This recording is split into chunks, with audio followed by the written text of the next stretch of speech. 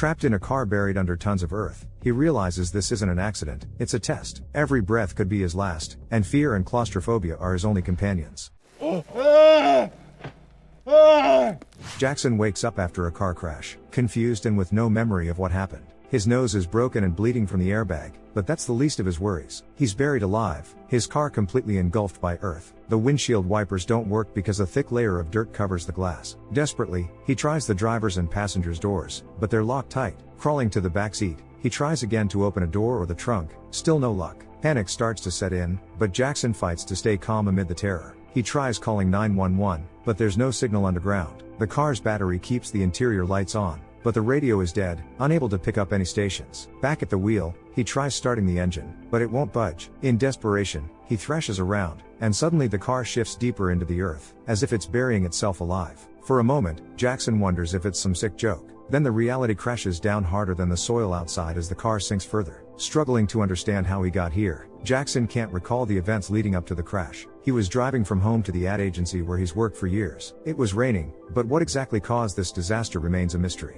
Talking to himself, Jackson knows this is the first step toward losing his grip on sanity. To keep himself grounded, he starts recording a video, speaking to his phone. He can't understand why no one's coming for him. This is a busy city, and an accident like this wouldn't go unnoticed. Jackson believes someone must have seen. According to his calculations, it should take about 20 minutes for someone to realize what's happened and call emergency services, plus another 30 minutes for police to respond. Hoping an hour is enough time for rescue, Jackson clings to that slim hope. It's lunchtime now, and he's only been trapped for minutes. Grabbing the vehicle's service manual, the man decides to retrace his route to figure out exactly where he is. Jackson remembers driving on a road that passed by a hill, but at some point, something happened, something he can't even begin to understand. Despite the fog of temporary amnesia, he doesn't lose hope. Right in front of him is a gift for his beloved fiancée. Knowing he has to get back to her, Jackson places the box present in front of him, turning it into a symbol of hope and faith. A little later, he moves to the back seat and finds a folding jack and some other tools under the seat. He's not sure how to use them, but he notices the car's frame is starting to give way. Dirt and rainwater have turned into mud, slowly seeping inside the vehicle. As he talks to his phone and records a video, Jackson reflects on his situation.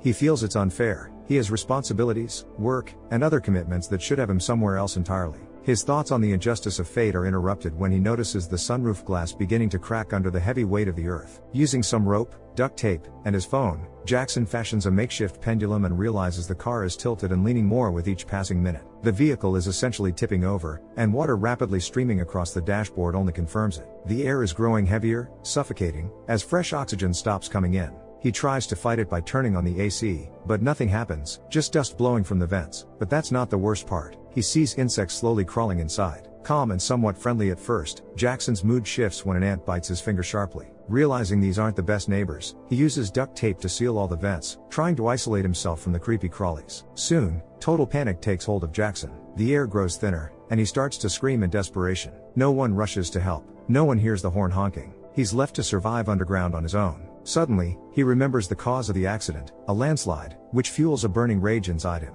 Having moved to California a few years back, he thought it was a beautiful place, but now he knows it's infamous for deadly natural disasters. Trapped in his car under a muddy avalanche, he hates himself for moving to a new city and state. Knowing he needs to calm down, Jackson replays videos of his fiancée. Even a video of her complaining to their landlord feels sweet and romantic, because there on the screen is Lori, his beloved, while he has no idea if they'll ever see each other again or if he'll survive this nightmare. To save battery, Jackson turns off the lights and lies down to rest. A nightmare where he's drowning in a bottle of water jolts him awake. His cramped position causes painful cramps, but that's not the worst part. The clock shows nearly 9 p.m., meaning he's been trapped underground for over 6 hours. The police and rescue teams haven't arrived, and he knows he can't count on anyone coming to save him. Jackson decides to find a way out, but it's tougher than it looks. Feeling around, he locates a window that rolls down easily. He tries to stick his hand outside, but that quickly turns into a bad idea. Dirt and soil rush into the car uncontrollably, forcing him to slam the window shut. Meanwhile, the sunroof keeps weakening and cracking, pushing Jackson to act fast. Using tape and whatever tools he can find, he manages to hold the cracked glass together, knowing that if it gives way completely, tons of dirt will crush him inside. After surviving that scare, Jackson's nerves are on edge. Parched, he downs a bottle of water in one gulp. Almost immediately, regret hits him. He doesn't know how long he'll be trapped here, but ignoring the future, he finishes the last drop, clinging to that small moment of relief. Among the scattered debris, he finds a black marker and draws a cross on the driver's seat, a silent prayer. He doesn't think of himself as perfect, but he's no villain either. So he calls out to God,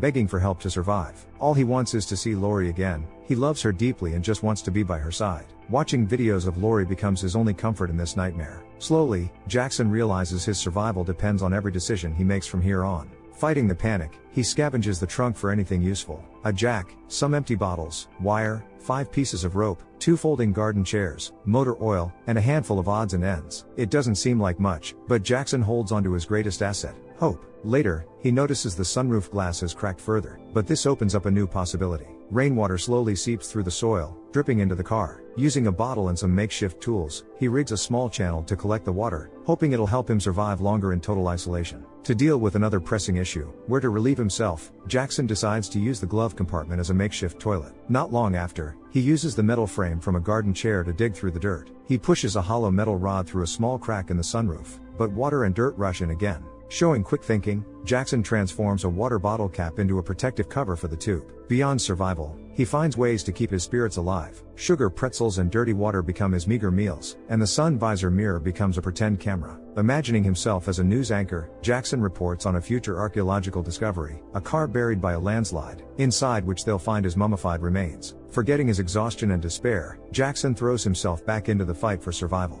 He ties the lid to a rope threaded through a metal rod and tries again. One rod isn't enough, so he connects several together with tape and the rope inside the hollow tubes. Each push gets harder. The soil above is dry and packed tight. Battling every obstacle, Jackson's resourcefulness shines. He props a jack on the armrest to help push the rods forward, then covers his back with a blanket and pushes the rods even deeper. Peering inside, all he sees is pitch black darkness, which makes sense. The lid is still sealed shut. Using a wire, he manages to knock the lid off, and when he looks again, sunlight floods in. This small victory feels huge. Fresh air fills his lungs, and he can finally try to shout for help, hoping someone is close. Encouraged, he even jokes about his situation, calling his trap spot an improvised metal hotel with all the amenities. Soon, he decides to use one of the metal tubes as a chimney and lights a piece of newspaper, but the fire quickly goes sideways. Thick smoke fills the car. He throws the paper onto the seat, but the flames only grow stronger, making it harder to breathe. Frustrated by his failed plan, Jackson's hope starts to slip away. Instead of searching for another way out, he uses the rear window like a canvas and writes his will, carefully dividing his belongings between friends, family, and his girlfriend. Then, suddenly, he notices the car and the metal rods sinking again.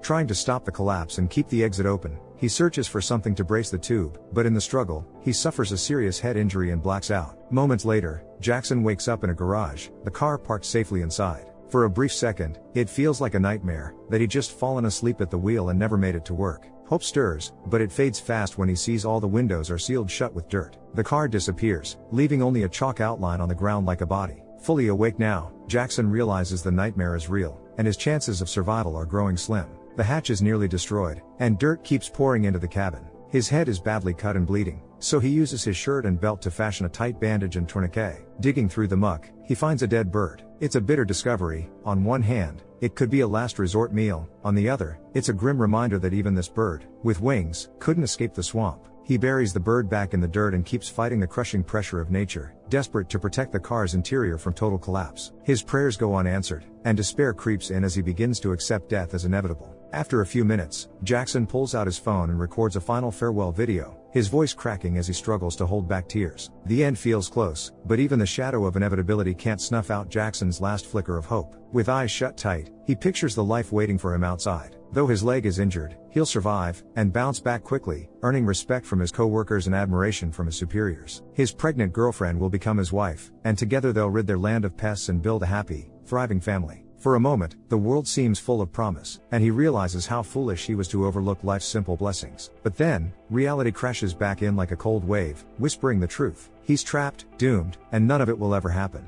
Sweet dreams twist into yet another nightmare, dragging him awake. Watching Lori's video again, Jackson can't help but see how blind he was. So wrapped up in his career, he avoided the hard conversations. Lori dreamed of marriage, but Jackson brushed it off, never seeing it as a necessity. When she told him she was pregnant, he was shocked, so shocked, in fact, that he pulled away, seeing the child as a burden. Now, finally understanding the value of life and the simple moments, Jackson steadies himself to record a new message. It's for his unborn child, a nearly lost father's plea for a better future. He won't be there to watch the first day of school, college graduation, or first love, but he promises this: he'll always be close, even from beyond. At times, it feels like Jackson is ready to surrender. Panic and despair crash over him, and tears flow freely. The thought that he'll never see Lori or his child again breaks him. The end is closing in, the battery's dying, and the cabin lights flicker and fade. Oxygen grows thin, leaving only memories to cling to. Reliving his brightest moments, Jackson recalls every detail of the crash. Pulling himself together, he checks the wound on his head,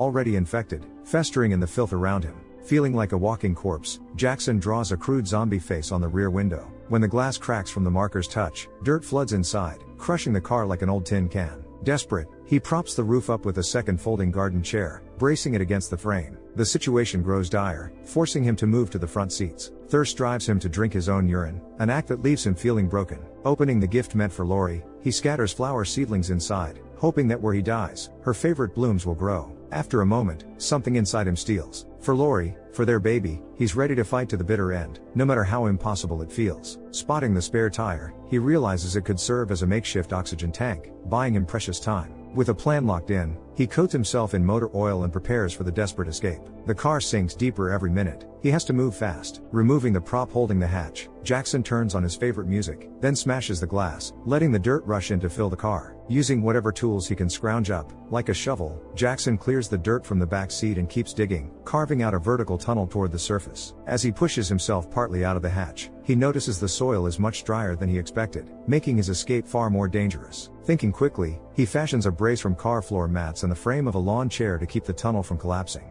Grabbing only a bottle of urine and a spare tire, Jackson starts his climb upward. His phone dies, so he abandons it, burying it with the wreckage. Pressing forward, he uses a flashlight and a wrench to chip away at the dirt above. Just as he gains a couple feet above the car, a sudden landslide crashes down, burying him under a fresh layer of earth. But his will to live burns brighter than ever. Even trapped beneath tons of dirt, Jackson refuses to give in. Fighting with every ounce of strength, he claws through the dry soil above. Then, through the grit and struggle, he spots shafts of sunlight piercing the darkness. Freedom is within reach. Fueled by hope, he pushes harder, first freeing a hand, then pulling himself up to his waist. Jackson knows he has beaten death itself. He's proven to himself that nothing is impossible. With a profound new appreciation for life and a clear sense of purpose, he's ready to start over, determined to build a future with his wife and their children. Where do we draw the line between the instinct to survive and raw, animal fear? When a person faces total isolation and a slow death, are they fighting because they want to live, or because they can't accept the end? Drop your thoughts in the comments down below, smash that like button, and don't forget to subscribe. See you in the next video.